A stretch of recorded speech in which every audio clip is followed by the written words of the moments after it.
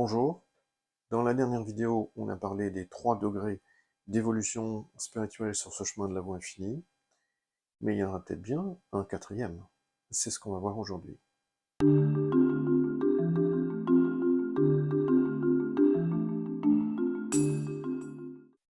Donc dans la dernière vidéo, on a parlé des 3 degrés de progression, le premier étant, pour rappel, le degré de recherche intellectuelle, de trouver des réponses à ces questions. Le deuxième est le travail véritable qui commence, autrement dit, c'est l'entrée du chemin. C'est ce travail profond, intérieur, qui va permettre de nourrir notre mental de vérité et qui va donc être dans cette étape où on va pouvoir obtenir les premières guérisons pour nous-mêmes de notre vie. Notre vie s'harmonise, s'améliore, elle devient beaucoup plus riche en termes d'abondance.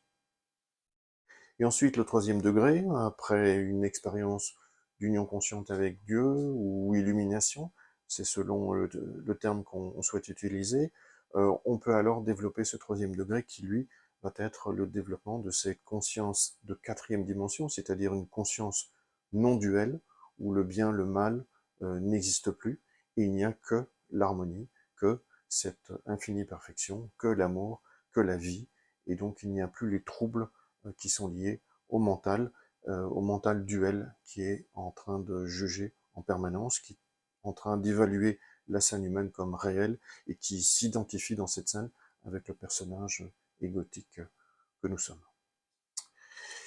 Et donc, si ce chemin semble simple, il n'est pas aussi facile que ça à démarrer. Selon moi, le plus difficile est de trouver l'entrée du chemin, c'est-à-dire le passage entre le premier degré et le deuxième degré. Et selon moi encore, d'après ce que j'ai pu constater autour de moi aussi, eh bien, on peut rester très longtemps dans ce premier degré sans jamais trouver l'entrée du chemin, sans jamais trouver ce deuxième degré, sans jamais avoir les fruits de ce deuxième degré.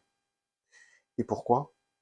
Eh bien, c'est ce qu'on va voir dans cette vidéo et aussi dans les prochaines vidéos pour essayer d'illustrer que, en fait, je pense qu'il monte un quatrième degré, ou plutôt un degré intermédiaire entre le premier et le deuxième, qu'on trouve dans tous les autres enseignements, mais qu'on ne retrouve pas dans l'enseignement de Joël.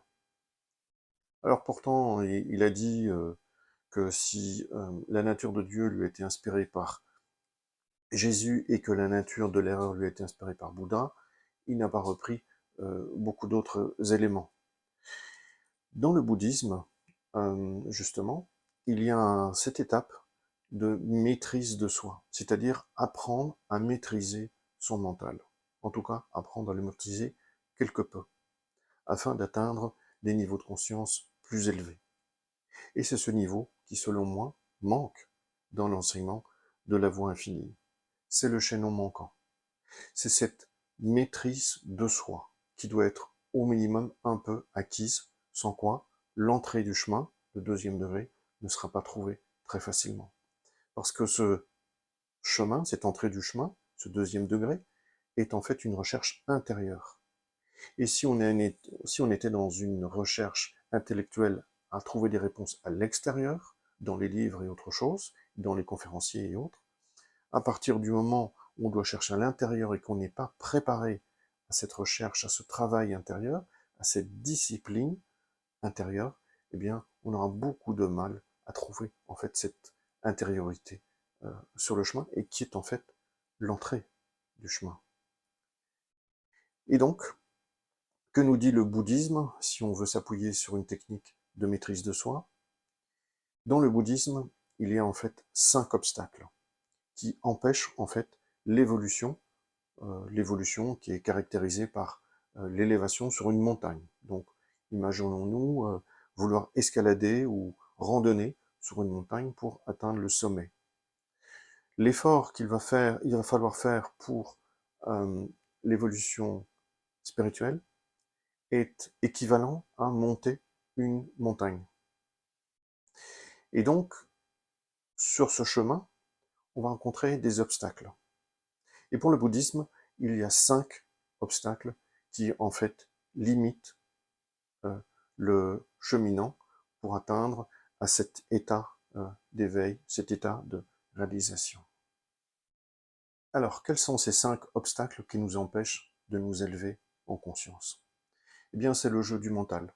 C'est le jeu au sein de notre mental qui nous empêche, en fait, euh, d'évoluer. Et quels sont ces 5 obstacles ou 5 types d'obstacles? Eh bien, le premier, c'est le désir de sensation, le désir sensoriel.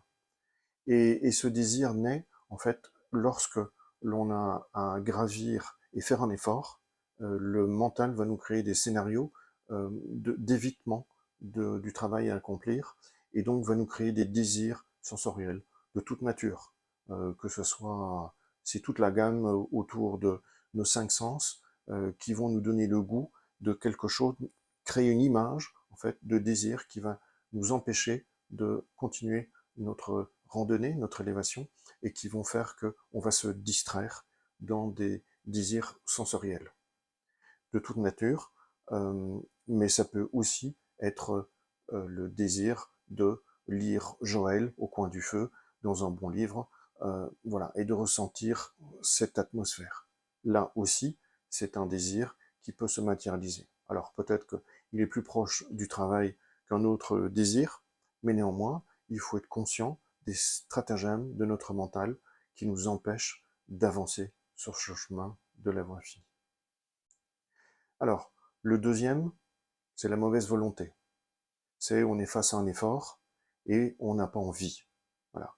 Et donc, à nouveau, le scénario va être de créer, le scénario du mental va être de créer un scénario d'évitement. Donc, après cette émotion négative, probablement qu'on aura des désirs de se distraire et d'éviter de continuer à travailler. Le troisième, c'est l'ennui. On s'endort, même en lisant Joël, au coin du feu, eh bien, on peut quand même s'endormir.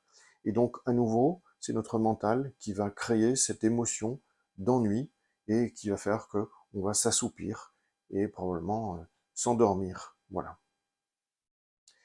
En quatrième position, si je puis dire, l'obstacle qui peut se montrer, se dévoiler, c'est l'agitation. C'est que face à nouveau à ce travail, on va être distrait et être dirigé par une agitation mentale qui peut être une attention portée sur des événements extérieurs dans la société ou autre, et qui vont nous distraire et qui vont nous agiter. Voilà. Et on va faire partie de l'agitation du monde euh, sans même s'en rendre compte. On va glisser dans cette agitation et on va perdre à nouveau le fil du cheminement pour gravir cette montagne. Et puis, le dernier, eh bien, sur ce chemin, on va rencontrer le doute. Le doute. Est-ce que ça marche vraiment? Voilà. Est-ce que vraiment il y a quelque chose en moi? Voilà. Etc. Etc. Voilà. Là aussi, ça va faire partie des stratagèmes du mental à nous créer ces doutes pour nous empêcher à nouveau d'avancer. Autrement dit, euh, notre pire ennemi, c'est notre mental. Voilà. Et tant qu'on n'est pas lucide sur ce mental qui agit de la sorte, en fait, on ne pourra pas trouver l'entrée du chemin. Donc, il faut être conscient des jeux de notre mental afin de ensuite pouvoir développer des stratégies qui nous permettent de bypasser, de dominer notre mental. Sans quoi, on est le jouet de ce mental. Tout le travail que nous avons développé à ce stade de discipline, de maîtrise de soi, ce sera donc d'empêcher notre mental de créer ces désirs qui sont des obstacles sur notre chemin. Parce que faire ce qu'on aime tout au long de la journée ne nous amènera pas à ce que nous voulons vraiment atteindre. Il faut le savoir. Et la liberté n'est pas de faire ce que nous pensons vouloir faire. La liberté viendra après, lorsqu'on aura pu discipliner, lorsqu'on aura pu avoir une maîtrise de soi. Parce qu'apprendre à ne plus suivre son mental, c'est le premier pas vers la liberté.